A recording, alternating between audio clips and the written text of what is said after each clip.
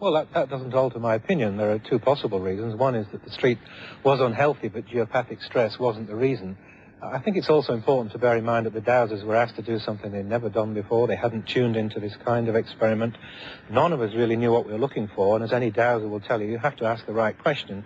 We asked the Yorkshire Cancer Registry about that street that was doused there, and they said that 3 people had died in that street in the last 5 years from cancer, and that this figure is about average and certainly not something to be concerned about. I'm interested in the figures that you've just quoted because as I told you, I simply went on hearsay. I was told by a patient there had been a number of cancer deaths. Judge James Pickles is with us this evening. You once pronounced, Judge, from the bench that dowsing works. Yes, I do believe it works as far as water's concerned. What I can't understand is how map dowsing works. And it plainly did work tonight. But after all that is there is cardboard and paper. As for geometric stress, that's real Doctor Who stuff. I can't believe it's right. And I'm very worried to think that it might be right. Sue Blackmore. Reading the scientific evidence on dowsing, it all seems to show consistently that it doesn't work. We've had a demonstration here that did seem to work, and I'd love to see what happens when that's followed up. But if the evidence we have so far is right and it doesn't work, then people are doing something very dangerous. And it's a trick as old as any in the book, which is to come along and say, I can show you something's wrong, and I have a cure and a way to put it right. Move your bed to a better place, move house, whatever. In our audience tonight is John Tate, who is Jeanette Tate's father. John, your daughter Jeanette disappeared 13 years ago, age 13, and tragically there's been no trace of her found since then. Did dowsers offer to help you find her? Yes, many did. They wrote to me asking for photographs that they wanted to dowse over, locks of hair, items of clothing, all kind of things like that. To the degree in the end we've no photographs left anymore now because, you know, they just took them, never returned, sort of thing. But after many hundreds have tried, our hopes risen every single time. They always come along and say they know the answers to it, they speak with authority. But finally, at the end, we're still in the same position as we were at the very beginning. It can only raise your hopes unnecessarily. Well, I'd like to thank you, John. I'd like to thank all of you very much for coming here tonight and for your contributions. We've heard many opinions, both for and against, in this vital area of dowsing for good and bad places to live and work. If life and death decisions are also to be based on the results of dowsing, surely we should try to establish once and for all whether it works reliably. Please welcome my final guest, Clive Thompson. Well, tell us, Clive, what do you do?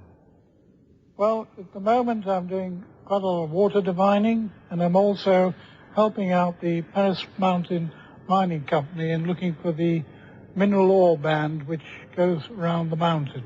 Well, tonight, Clive, you've agreed to attempt to find a piece of zinc ore like this one right over here, which is concealed under one of the 7 boxes that you see behind us. Is that correct? Yes, that's quite correct. All right, and you're happy to do it this way, are you? I'm happy to do it this way. It's not normal. We work normally in the open, you know, on the mountainsides or wherever, looking for ore, but realizing you're doing a studio one, I'm willing to have a go and see if it works. First, please show us the effect of your dowsing rod on this sample of zinc ore, and we'll just conceal the sample with a box so the conditions are exactly the same as when you come to do the test. Righto, James. Now, to explain how the rod works, when you're facing the ore, I don't know if you can see this, but we put a white-ended tip there. It has a slight sideways move when you're there. Take it off, and it dies. See it die, comes in, and it dies again. So to amplify that, I give it a voluntary upward movement. So aim it at the ore, and what you get a large oval form, which is easy to distinguish. If I take it to the side, see it die. Now close my eyes, bring it in. I can feel it moving. Dead.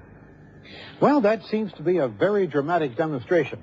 Now, will you please try to locate the ore sample taken from the same piece of zinc ore which is hidden in one of the boxes behind us? Of course, if chance alone were operating here, you'd have a 1 in 7 chance of finding the sample at your first attempt. Using guesswork alone, we'd expect you to locate the zinc ore sample by your 3rd or 4th attempt. Good luck, Clive. Thank you very much, James. Right, I'll take number 1 first. In the upward movement.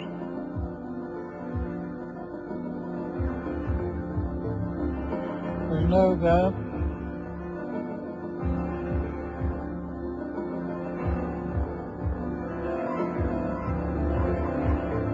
No.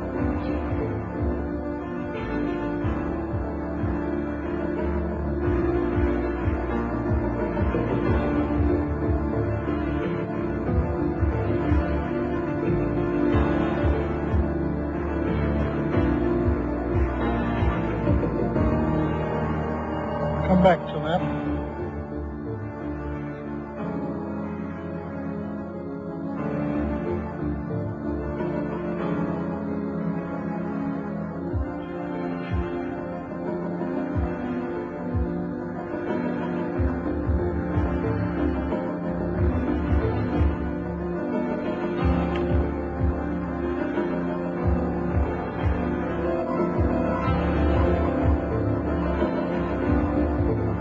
Try 4 again just to see.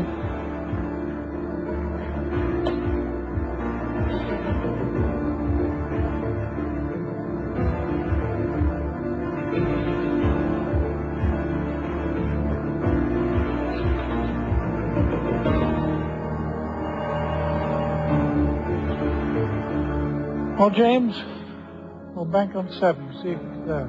On number 7. All right, let's take a look and see. Now, even I don't know underneath which box the zinc ore is, and I see that it's not here. Well, Clive, would you like to have a second try at it? Let's try number 4 again. Number 4. No. Well, it was wrong, so let's try another attempt, shall we?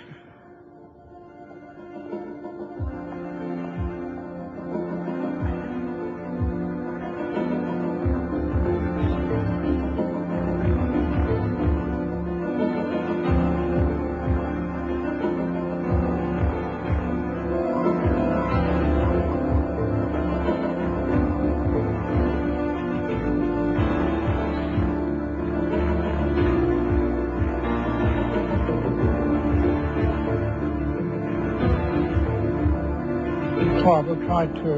We'll try number 2. Yeah. All right, let's take a look. Here we are at box number 2, the third guess, and there we are. There's the piece of zinc. Zinc ore, pardon me. Well, Clive, would you join me here for a minute? Yes, certainly. We said that by chance you'd find it on your 3rd or 4th attempt. You found it on the 3rd attempt, so your results sadly seem to be no better than chance. But we'd like to thank you very much for coming tonight.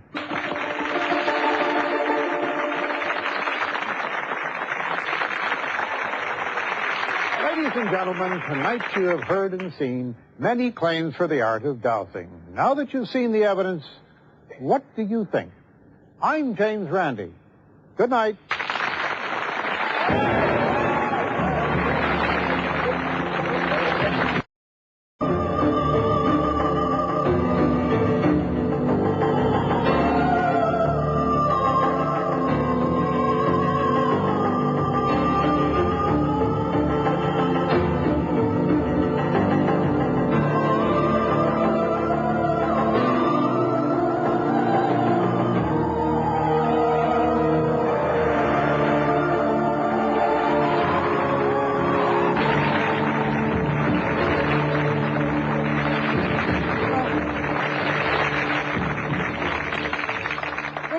I'm James Randi.